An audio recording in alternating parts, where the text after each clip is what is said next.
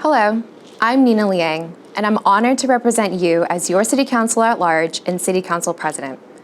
I'm proud to represent Quincy because of who we are and the impact it's had on shaping the direction of our city. We are strong because we are diverse, whether your family has been here for generations or you're a new neighbor. And we're strong because of who we are and the perspectives we each bring to the table. One of the things I've learned serving as your City Councilor at Large and as the first minority City Council President is that we make the most positive impact through listening and collaboration. Obviously, the past 2 years have not been easy, but as we emerge from them, I know that we will come out better and stronger by continuing to listen and build consensus behind each decision. More than anything, this time has taught us the critical importance of being prepared. Each and every one of us has felt the impact of this crisis, and so has our city. From our ability to budget and to plan, to the need to support small businesses, homeowners, and residents, your City Council has had to be flexible, open, and creative to serve you when you needed us the most.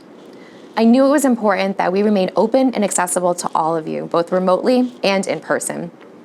I knew that prioritizing your access to City Hall and its services would guide me in making the decisions that will best serve our city and ensure our health and financial stability.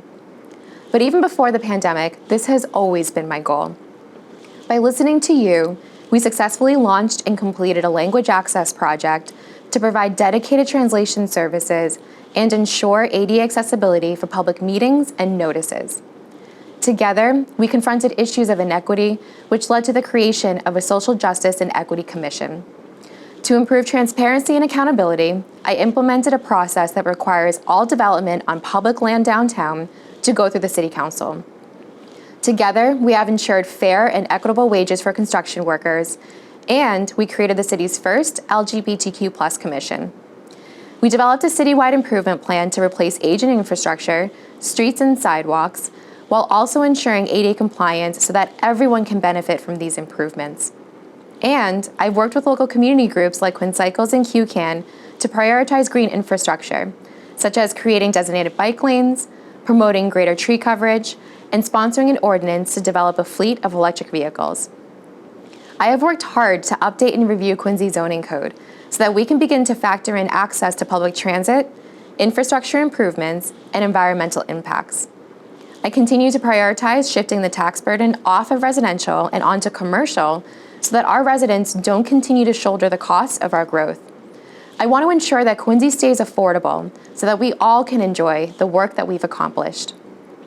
During COVID, when you needed us the most, I continued to listen and to act.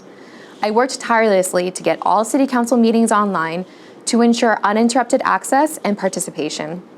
I coordinated partnerships between the Quincy Housing Authority, community volunteers, translators, Stop and Shop, and volunteers from Speaker Mariano and Sheriff McDermott's offices to lead a multilingual vaccine clinic for the city's senior buildings. This resulted in over 1,000 seniors getting vaccinated. I worked with the head of the health department to write and pass an ordinance that allowed small businesses to continue to operate safely.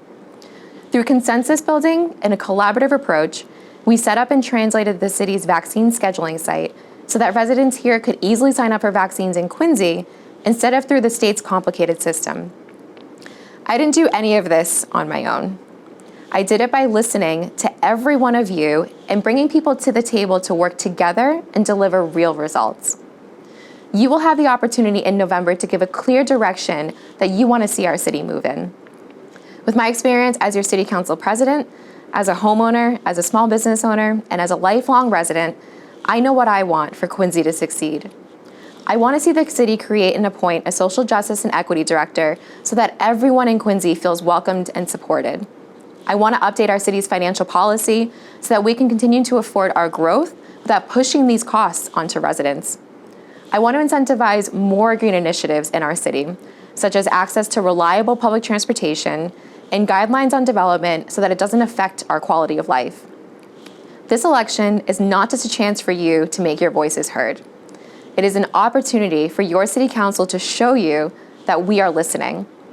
You are electing us to make hard decisions, but you are not electing us to make those decisions without you. My achievements have always been your achievements, and I humbly ask for your vote this November 2nd so that we can continue our important work together. Thank you.